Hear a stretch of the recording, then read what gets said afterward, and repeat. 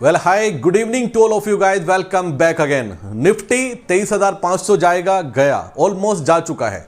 Hopefully कल हमें 23,500 मिलने वाला है।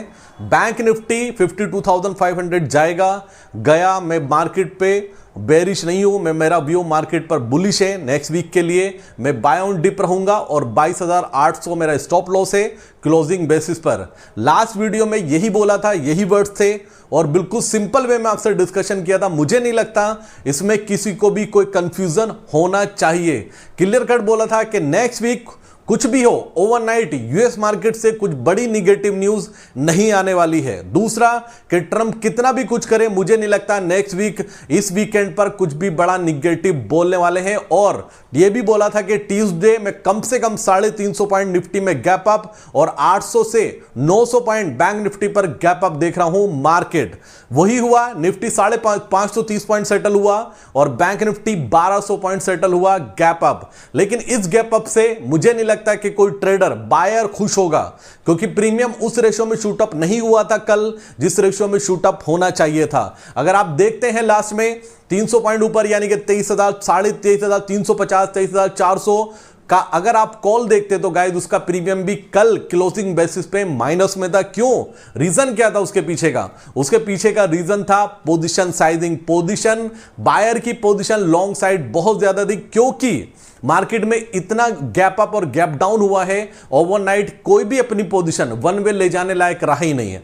ऑप्शन बायर ने अपनी पोजीशन को मैक्सिमम 95% बायर ने अपनी पोजीशन को विद हेज रखा और हेज में भी हेवी क्वांटिटीज ऐड की। तो वही रीजन था कि कल जो गैप अप खुला उसके बाद भी बड़ा प्रॉफिट नहीं हो पाया इतने बड़े गैप अप के साथ में। तो एक लर्निंग है, लर्निंग लीजिए, आगे बढ़ते रहिए। एज ए लर्नर आप मार्केट में रहेंगे, टिके रहेंगे। जहां ओवर कॉन्फिडेंस हुए वही मार्केट आपको सिखा देगी कि मार्केट ऑलवेज सुप्रीम है। तो गाइज मुझे नहीं लगता कि मैंने किसी को कोई कंफ्यूज किया है। बिल्कुल सिंपल वे में बताया था कि नेक्स्ट वीक मेरा व्यू पॉजिटिव है मार्केट पर और मैं पहला टारगेट 23,500 मुझे दिखाई देता है, दूसरा टारगेट 23,800 और 24,000 भी हम जा सकते हैं। साथ साथ में एक बात मैंने बहुत लंबे टाइम के बाद बोली थी आपसे कि अगर 5 से 10 तारीख के बीच में और एक महीने पहले बड़ी गिरावट मार्केट में चली आई और 5 से 10 तारीख के बीच में मार्केट में बाउंस आता है और पिछली गिरावट का 1000 पॉइंट रिकवर करता है, तो उस मंथ की एक्सपायरी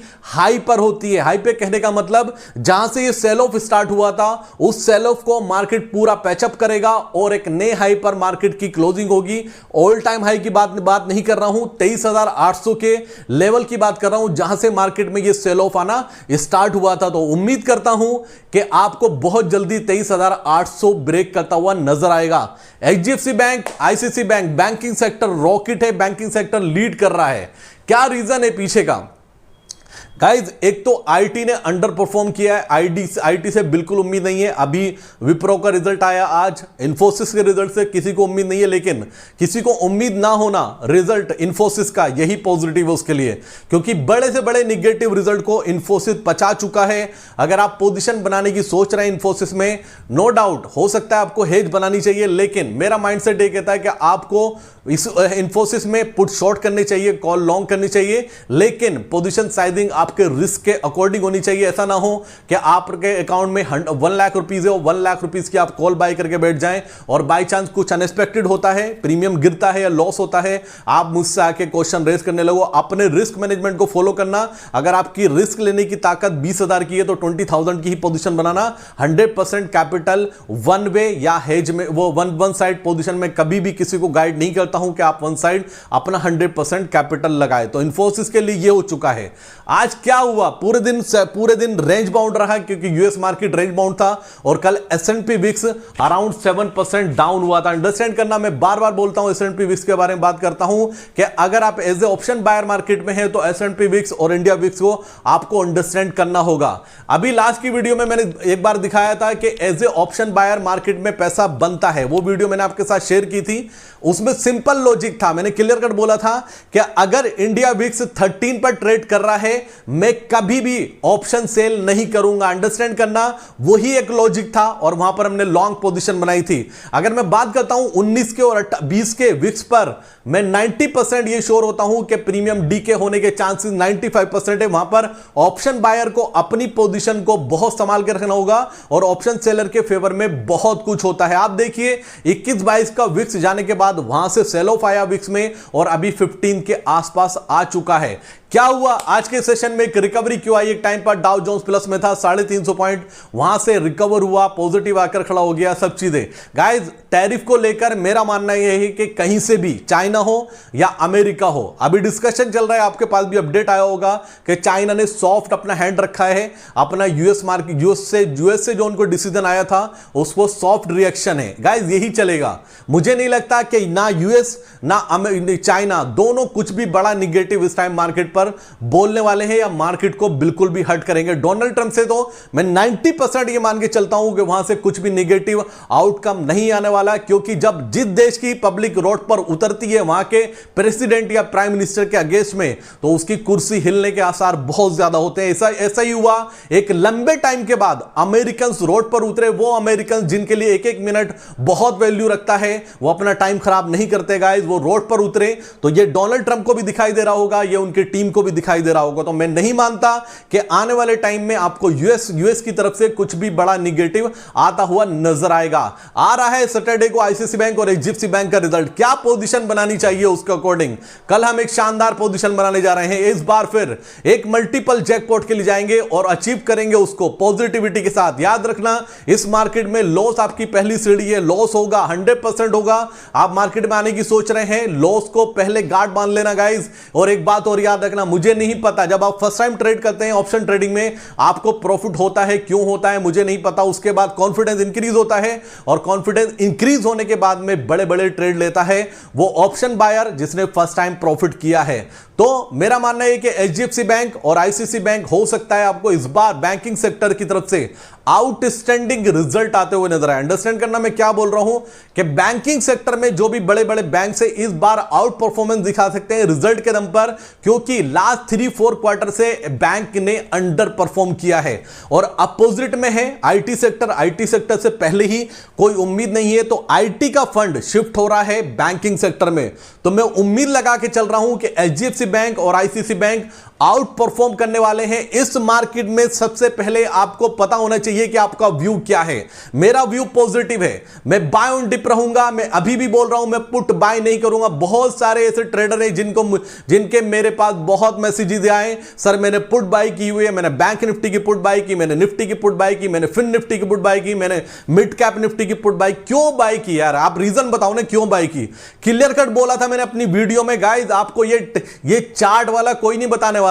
इतना स्ट्रॉन्ग व्यू आपके साथ शेयर किया था कि नेक्स्ट वीक के लिए मेरा व्यू पॉजिटिव है। मैं मार्केट पर तब निगेटिव होऊंगा जब 22,800 ब्रेक करके क्लोज करता है, मैं तब तक पॉजिटिव रहूंगा जब तक 23,500 और 23,800 निफ्टी पर नहीं आ जाता है। उसके बाद में भी कुछ ट्रेडर ने, कुछ क्लाइंट्स ने अपनी पोजीशन निगेटिव साइड बनाई और उनको एग्जिट भी नहीं मिला और ना ही मिलने वाला है। अंडरस्टैंड करना, एग्जिट भी नहीं मिला और नहीं मिलने वाला है। और बहुत सारे तो ऐसे ट्रेडर हैं जिन्होंने अपना कैपिटल 2-2 लाख, 5 लाख, 10 लाख के करीब फिनिश कर दिया।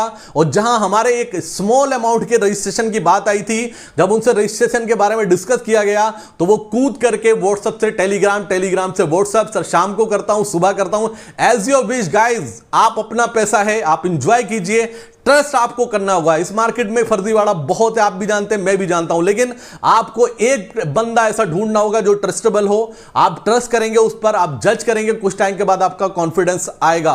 तो उन्होंने अपना बड़ा बड़ा कैपिटल फिनिश कर लिया और उसके बाद घूम फिर कर आकर बोलते सर मुझसे ये गलती हो। गलती नहीं हुई गाइस, ये गलती नहीं है, आपने खुद अपने पैरों पर कुल्हाड़ी मारी। आप अपने आप को स्मार्ट बन गए, आपको लगा कि ये मतलब जो बैठे हैं यहां पर यूट्यूब पर आपसे अगर कुछ मांग भी रहे हैं चार्जेस के नाम पर या रजिस्ट्रेशन के नाम पर, सब बेवकूफ है। आप जीनियस है, आप बना सकते हैं तो बनाइए ना। अगर बना सकते थे तो फिर आपके बार बार इतने मैसेजेस क्यों आए? लॉसेस इस जर्नी का एक पार्ट है। लॉसेस किसको नहीं होते? हमें नहीं हुए, हमें भी हुए। 2024 में कंटिन्यू 3 महीने लॉसेस हुए, लेकिन उन 3 महीनों का हमने 1 महीने में पैचअप किया, क्योंकि हम पॉजिटिविटी जानते हैं। हम जानते हैं कि इस मार्केट में पैसा गया है तो इस मार्केट से आएगा ही।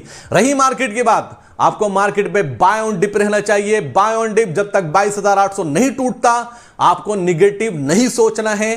बैंकिंग के रिजल्ट आउट परफॉर्मेंस आएगी, कोशिश करना वीकेंड पर जो पोजीशन बनाए अपनी पोजीशन को हेज में रखना। हेज में फॉर एग्जांपल में बुलिश साइड ज्यादा है मेरा कॉन्फिडेंस, तो 65% मेरा पैसा बुलिश जाना चाहिए और 35% का मेरा बेरिश लगना चाहिए, क्योंकि वो मेरा इंश्योरेंस होगा। बाई चांस कुछ अनएक्सपेक्टेड हो गया, आप और हम नहीं जानते, तो उसके लिए वर्स्ट के लिए भी हमें प्रिपेयर होना चाहिए। तो मार्केट बाय ऑन डिप है, नहीं रुकेगा आसानी से। 23,500 हो सकता है कल टच कर जाए और 23,800 नेक्स्ट वीक में या एक्सपायरी से पहले मिलने वाला है। और ये एक्सपायरी आपको हाई पर होती हुई नजर आएगी, इस बात को मत भूलना। तो ये सारा अपडेट था। सिचुएशन कितनी भी टफ क्यों ना हो गाइस, पॉजिटिव रहिए और प्लीज ओवर ट्रेडिंग मत कीजिए। ओवर ट्रेडिंग मत कीजिए, अपने लेवल्स का वेट कीजिए।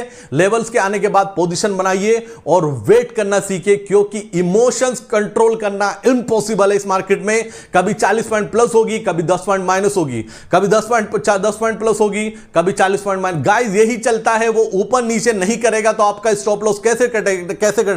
कैसे नहीं कटेगा? आप ओवर ट्रेडिंग कब करते हैं? जब मार्केट ऊपर नीचे होती है, ऊपर नीचे होगी, आप बार बार ट्रेड लेंगे, वो ओवर ट्रेडिंग होगा, लॉसेस होंगे। लॉसेस के साथ में आप एक्सचेंजेस को भी चार्जेस देंगे, कंपनी को ब्रोकेज देंगे, उनके घर चलेंगे। आप सबसे ये अंडरस्टैंड आज करेंगे, अच्छा है, कुछ टाइम के बाद तो करना ही पड़ेगा। तो पॉजिटिव रहिए, एनर्जेटिक रहिए, आपका दिन आएगा। जितनी सिचुएशन कितनी भी टफ क्यों ना हो, अपना आपको पॉजिटिव रखो। इस मार्केट में पैसा बेशुमार है, याद रखना, जितना कैपिटल इस मार्केट में गया है ये उसका कई सौ गुना आपको वापस करने का दम रखती है, और इतना दम किसी और सेक्टर में नहीं है। Thank you so much guys, ये पूरा अपडेट था। Buy on dip 22,800 stop loss है, टारगेट 23,500 और 23,800 है। आप में दम है, कर दीजिए 24,000 की पुट शॉर्ट। 24,000 के पुट शॉर्ट करिए अगर दम है।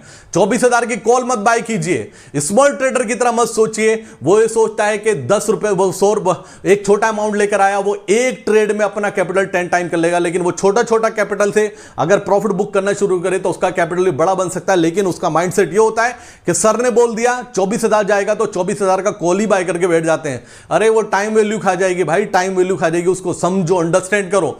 तो पॉजिटिव रहिए। उम्मीद करते हैं कल का सेशन भी आपके नाम होगा। HDFC बैंक और ICICI बैंक के लिए स्ट्रेटेजी कल तैयार है। दम हो तो टेलीग्राम ज्वाइन कर लेना, टेलीग्राम का लिंक आपको डिस्क्रिप्शन में मिल जाएगा। Thank you so much guys, मिलता हूं बहुत जल्दी नई वीडियो में। कुछ भी ओवरनाइट चेंज होगा डेफिनेटली आपके साथ शेयर करूंगा। जय हिंद दोस्तों।